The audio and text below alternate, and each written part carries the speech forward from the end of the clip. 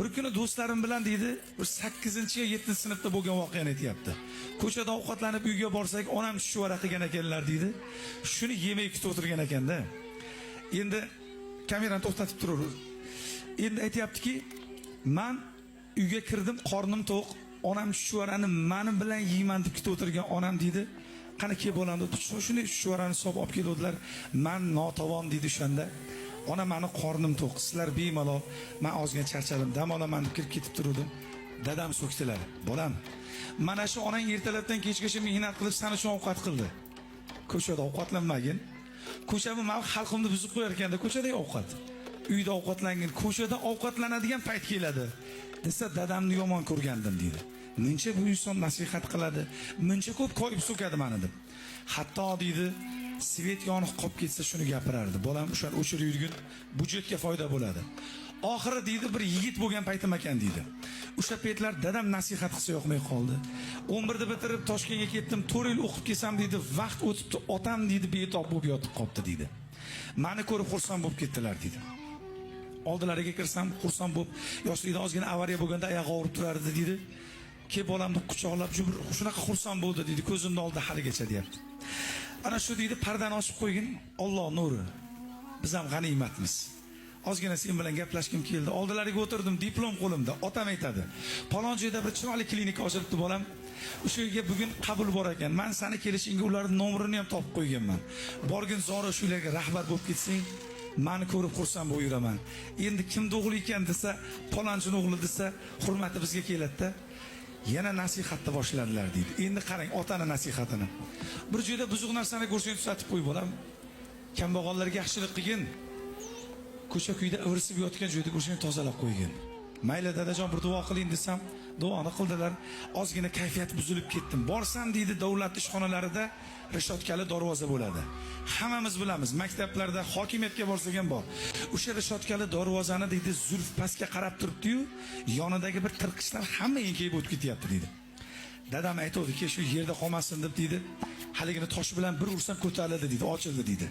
Ichkariga kirib boryapman, koridorda bir axlat quti yiqilib yotardi. Hamma tepkilib o'tib ketib turgan qog'ozlar, o'sha axlatlarni olib tozaladim deydi.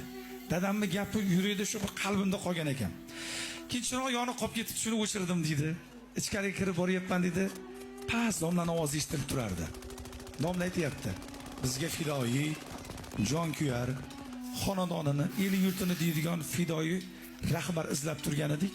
Bugun mana qabulda hammalaringizni ko'rdik. Sizlarga javobni aytib yoramiz dedilar, lekin qo'llari bilan meni ko'rsatib, "Bolam siz qoling" dedi. Men lekin hali birorta savolga javob bermadim. Shunchaki domla meni qolishimni xohladi. Hamma chiqib ketdi, endi so'ksalar kerak deb oldilariga borib diplomni olib olganman deydi. "Qayerdan bo'lasiz o'g'lim?" dedi. "Men palon qishlardan palonchining o'g'liman." "Ha. Endi o'g'lim, men birinchi gapim otangizga rahmat demoqchiman." Dedim, men jim bo'lib qoldim deydi. Hali savol javob yo diploming qaytdiki deb so'ramadim. "Ustoz uzru, men hali bir savolingizga javob bermabman. Shu rahmat sababini bilsam bo'ladimi?" desam, haligi darvozani eslatdi. U darvozani deydi, biz o'zimiz buzug'ini qo'ydirib qo'ygandik. Boyaga axlat qutini eslatdim. Men kirib ketib bir tep kirib ketdim deydi, birortasi tozalab qo'ymadi deydi. Hamma o'zini manfaati uchun bosib o'tib ketyapti.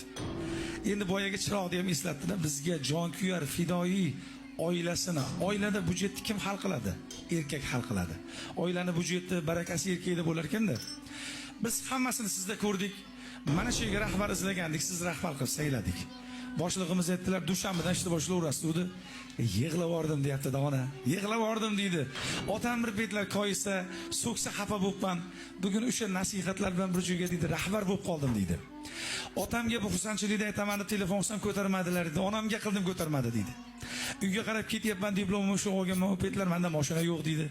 Mahallaga bir ursam deydi, bir 5-10 ta odam to'planib uyimizga deydi. Kirsam deydi, yaxshi bo'lgin, pokiza yurgin, yaxshilik qilgin, chiroqni o'chirib qo'ygin bo'lam degan otam deydi, shu kun omonat topshirdilar deydi. Ana endi qarang deydi, mana deydi, hozir 1-2 ta uyim bor deydi. Yaxshi mashinam ham bor deydi. Alloh axlay olib berdi, 2 ta farzandim ham bor deydi.